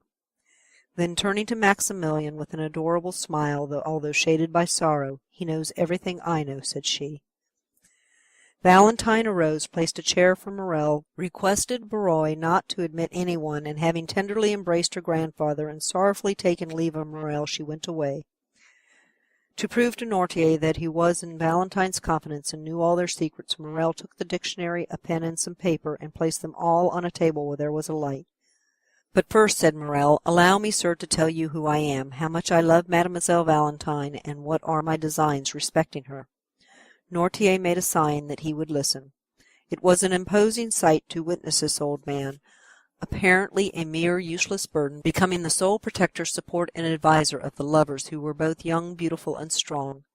His remarkably noble and austere expression struck Morel, who began his story with trembling. He related the manner in which he had become acquainted with Valentine, and how he had loved her, and that Valentine, in her solitude and her misfortune, had accepted the offer of his devotion. He told him his birth, his position, his fortune, and more than once when he consulted the look of the paralytic, that look answered, "That is good, proceed." "And now," said Morel, when he had finished the first part of his recital, "now I have told you of my love and my hopes, may I inform you of my intentions?" "Yes," signified the old man. "This was our resolution. A cabriolet was in waiting at the gate, in which I intended to carry off Valentine to my sister's house, to marry her, and to wait respectfully Monsieur de Villefort's pardon." "No," said Noirtier. "We must not do so?" "No." "You do not sanction our project?" "No." "There is another way," said Morel. The old man's interrogative eye said, "What?" "I will go," continued Maximilian. "I will seek Monsieur Franz d'Épinay. I am happy to be able to mention this in Mademoiselle de Villefort's absence, and will conduct myself toward him so as to compel him to challenge me." Noirtier's look continued to interrogate. "You wish to know what I will do?" "Yes." "I will find him as I told you. I will tell him the ties which bind me to Mademoiselle Valentine. If he be a sensible man, he will prove it by renouncing of his own accord the hand of his betrothed, and will secure my friendship and love until death. If he refuse, either through interest or ridiculous pride, after I have proved to him that he would be forcing my wife from me, that Valentine loves me and will have no other, I will fight with him, give him every advantage, and I shall kill him, or he will kill me. If I am victorious, he will not marry Valentine, and if I die, I am very sure Valentine will not marry him." Noirtier watched with indescribable pleasure this noble and sincere countenance, on which every sentiment his tongue uttered was depicted, adding by the expression of his fine features all that coloring adds to a sound and faithful drawing. Still, when Morel had finished, he shut his eyes several times, which was his manner of saying no. "No," said Morel, "you disapprove of the second project as you did the first?" "I do," signified the old man. "But what, then, must be done?" asked Morel. "Madame de Saint Méran's last request was that the marriage might not be delayed. Must I let things take their course?" Noirtier did not move. "I understand," said Morel. "I am to wait." "Yes." "But delay may ruin our plans, sir," replied the young man. "Alone, Valentine has no power. She will be compelled to submit. I am here almost miraculously, and I can scarcely hope for so good an opportunity to occur again. Believe me, there are only the two plans I have proposed to you. Forgive my vanity, and tell me which you prefer. Do you authorize Mademoiselle Valentine to entrust herself to my honor?" "No." "Do you prefer I should seek Monsieur d'Épinay?" "No." "Whence then will come the help we need? From chance?" resumed Morel. "No." "From you?" "Yes." "You thoroughly understand me, sir? Pardon my eagerness, for my life depends on your answer. Will our help come from you?" "Yes." "You are sure of it?" "Yes." There was so much firmness in the look which gave this answer, no one could at any rate doubt his will if they did his power. "Oh, thank you 1,000 times! But how, unless a miracle should restore your speech, your gesture, your movement, how can you, chained to that armchair, dumb and motionless, oppose this marriage?" A smile lit up the old man's face, a strange smile of the eyes in a paralyzed face. "Then I must wait?" asked the young man. "Yes." "But the contract?" The same smile returned. "Will you assure me it shall not be signed?" "Yes," said Noirtier. "The contract shall not be signed!" cried Morel. "Oh, pardon me, sir, I can scarcely realize so great a happiness. Will they not sign it?" "No," said the paralytic. Notwithstanding that assurance, Morel still hesitated. This promise of an impotent old man was so strange that instead of being the result of the power of his will, it might emanate from enfeebled organs. Is it not natural that the madman, ignorant of his folly, should attempt things beyond his power? The weak man talks of burdens he can raise, the timid of giants he can confront, the poor of treasures he spends, the most humble peasant in the height of his pride calls himself Jupiter. Whether Noirtier understood the young man's indecision, or whether he had not full confidence in his docility, he looked uneasily at him. "What do you wish, sir?" asked Morel. "That I should renew my promise of remaining tranquil?" Noirtier's eyes remained fixed and firm, as if to imply that a promise did not suffice.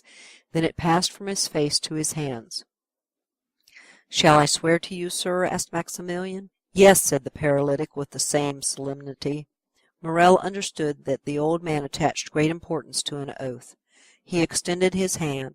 "I swear to you, on my honour," said he, "to await your decision respecting the course I am to pursue with Monsieur d'Épinay." "That is right," said the old man. "Now," said Morel, "do you wish me to retire?" "Yes."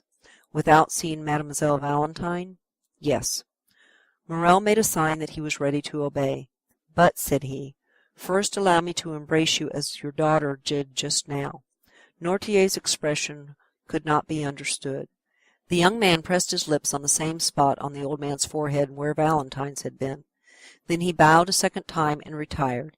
He found outside the door the old servant to whom Valentine had given directions. Morel was conducted along a dark passage, which led to a little door opening on the garden, soon found the spot where he had entered, with the assistance of the shrubs, gained the top of the wall, and by his ladder was in an instant in the clover field where his cabriolet was still waiting for him.